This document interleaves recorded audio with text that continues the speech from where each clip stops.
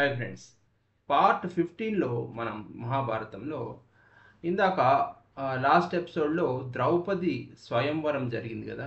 ఆ స్వయంవరం తర్వాత వాళ్ళు ఏం చేశారు, మరి అడవిలోనే ఉన్నారా, బ్రాహ్మణులుగా ఉన్నారా, లేకపోతే మళ్ళీ తిరిగి రాజ్యానికి వచ్చారా చూద్దాం. ద్రౌపది స్వయంవరం జరుగుతున్నప్పుడు పాండవులు బ్రతికే ఉన్నారు అన్న సంగతి తెలుసుకున్న దుర్యోధనులు, కౌరవులు మరియు భీష్ముడు వీళ్ళందరూ పాండవులు బ్రతికే ఉన్నారు కాబట్టి ఇందాక లక్క భవనంలో చనిపోయినారు అనుకున్నప్పుడు పాండవులు, ధర్మరాజు వీళ్ళందరూ లేరు కాబట్టి ఇప్పుడు ఈ రాజ్యానికి రాజు ఎవరు అని దుర్యోధనుణ్ణి రాజుగా నియమిస్తారు. కానీ ఇప్పుడు పాండవులు బ్రతికే ఉన్నారు అని తెలిసింది కాబట్టి ఇప్పుడు పాండవుల్లో మళ్ళీ యుధిష్ఠరుడు వచ్చి, ధర్మరాజు వచ్చి ఈ వాళ్ళ రాజ్యాన్ని మళ్ళీ రాజు అవ్వాలి. కానీ దుర్యోధన అలా ఒప్పుకోడు కదా. నేను ఆల్రెడీ రాజుగా ఉంటే వాళ్ళు ఆల్రెడీ చచ్చిపోయిన వాళ్ళు వచ్చారు కాబట్టి నేను ఎలా రాజ్యాన్ని ఇస్తాను అని పట్టుబట్టాడు. ఇప్పుడు ఈ ప్రాబ్లంని ఎలా తీర్చాలి అని ఆలోచనలో పడ్డాడు భీష్ముడు. ఆలోచించి సరే నీవు ఒక పని చేద్దాం, నువ్వు అర్ధరాజ్యం తీసుకో, అర్ధరాజ్యం వాళ్ళకిద్దాం, దాన్ని ఖాండవ ప్రస్థం అనే రాజ్యాన్ని పాండవులకి ఇచ్చి మీరు పరిపాలించుకోండి అని చెప్పారు.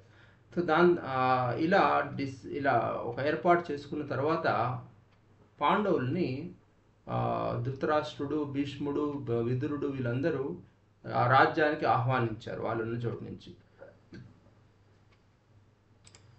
ఆహ్వానించగా వీళ్ళంతా వచ్చి అందరిని ఆహ్వానాన్ని అందుకొని వాళ్ళ విందు సత్కారాలని అవన్నీ అయిపోయిన తర్వాత ఖాండవ ప్రస్థాన్ని తీసుకుంటారా అని అడిగితే తీసుకుంటామని చెప్పి సంతోషంగా వెళ్ళిపోయారు.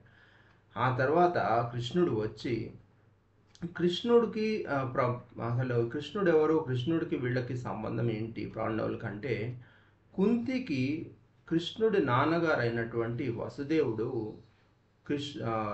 కుంతికి వసుదేవుడు సోదరుడు. సో వసుదేవుడు కొడుకు కృష్ణుడు కాబట్టి కుంతికి కృష్ణుడు మేనల్లుడు, కుంతికి కృష్ణుడు మేనల్లుడు కాబట్టి కుంతి కొడుకులకి కృష్ణుడు వరుస అవుతాడనమాట. అది వీళ్ళ మధ్య రిలేషన్. సో ఇప్పుడు ఖాండవ ప్రస్థానం వీళ్ళకి ఇచ్చారు కాబట్టి ఇంద్రుడు వచ్చి ఈ ఖాండవ ప్రస్థాన్ని బాగా చేయాలి అని చెప్పేసి ఒక మంచి కళాకారుడు అంటే విశ్వకర్మ అనే కళాకారుడిని తీసుకొచ్చి ఆ ఖాండవ ప్రస్థాన్ని మంచిగా డెవలప్ చెయ్యి అని చెప్పేసి, మంచి సిటీ కట్టు అని చెప్తే దాన్ని ఒక ఇంద్రభవనం లాగా కట్టేశాడు. కాబట్టి ఆ ఖాండవ ప్రస్థాన్ని ఇంద్రప్రస్థ అంటారు. ఆ ఇంద్రప్రస్థాన్ని పరిపాలిస్తూ ఉన్నారు. ఈ ఇంద్రప్రస్థాన్ని ఎంత బాగా పరిపాలించారంటే వీళ్ళ ఇన్ని రోజులు ఉన్న కొన్ని వందల ఏళ్ల నుంచి ఉన్న హస్తినాపురం గురించి ఎవరు మాట్లాడుకోకపోవటం, ఈ ఇంద్రప్రస్థం గురించి దేశంలో ప్రతి ఒక్కరు, దేశం కాదు వేరే వేరే రాజ్యాలన్నీ కూడా ఇంద్రప్రస్థం గురించి మాట్లాడుకునేంత గొప్పగా పరిపాలించడం మొదలుపెట్టాడు. ఇది దుర్యోధనుడి చెవుల్లో పడింది. ఇదేంటి, పాండవులకి ఇంత మంచి పేరు ప్రఖ్యాతులు ఏంటి, ఇలా రాకూడదు కదా, ఇలా రావటం నాకు ఇష్టం లేదు అని అనుకోవటం మొదలుపెట్టాడు. మరి ఏం చేయాలి? ఇక్కడ మళ్ళీ ఇంకో కుట్ర. నాకు ఎప్పుడైతే లక్క భవనాన్ని పంపించి కుట్ర చేసి చెప్పాడో ఇక్కడ ఏదో ఒక కుట్ర చేద్దాం అనుకున్నాడు. సరే ఆలోచిస్తూ ఉన్నాడు. ఇంద్రప్రస్థం కట్టేశారు. దీని తర్వాత అలా కొన్ని రోజులు జరిగిన తర్వాత నారదుడు ముని ఉన్నాడు కదా, నారదుడు దేవలోకంలో ముని, అతను వచ్చి ఒకసారి ఈ ఇంద్రప్రస్థాన్ని సందర్శించాడు. అబ్బా ఎంత అద్భుతంగా ఉందో అనుకున్నాడు. అయితే పాండవులతో కూర్చుని మాట్లాడుతున్నప్పుడు అతను చెప్పింది ఏంటంటే, నాయనా మీరు 5 సోదరులు, మీకు ఒక్కతే భార్య, మీ మధ్య ఇప్పుడు సుందోపసుందులు అని ఒక కథ చెప్పాడు. వాళ్ళిద్దరు ఏంటంటే సుందోపసుందులు అనేవాళ్ళు ఒక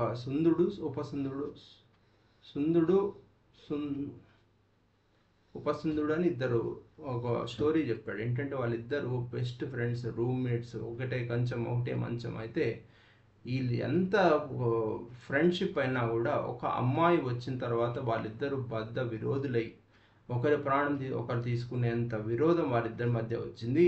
అలాగే ఎవరి మధ్య అయినా ఒక అమ్మాయి వచ్చిందంటే వాళ్ళిద్దరి మధ్య వైరం మొదలవుతుంది. కాబట్టి మీలో కూడా వైరం రాకుండా ఉండాలంటే ఒక చిన్న ఏర్పాటు చేసుకోండి. ఏంటంటే మీ మీ ఏ ఇంట్లో అయితే ఉంటారో ఆ ఇంట్లో ద్రౌపదితోటి ఒక సోదరుడు ఒక ఏడాది పాటు మాత్రమే ఉండాలి. ఏ సోదరుడైతే ఆ ఇంట్లో ఉంటున్నాడో అప్పుడు ఇంకొక సోదరుడు ఆ ఏడాది పాటు ఆ ఇంట్లోకి రాకూడదు అని ఒక ఏర్పాటు చేసుకోమని చెప్పాడు. ఈ ఏర్పాటు వల్లే మనకు చాలా తర్వాత కథ చాలా మలుపులు తిరుగుతుంది. ఏమవుతుందో వచ్చే కథలో చూద్దాం.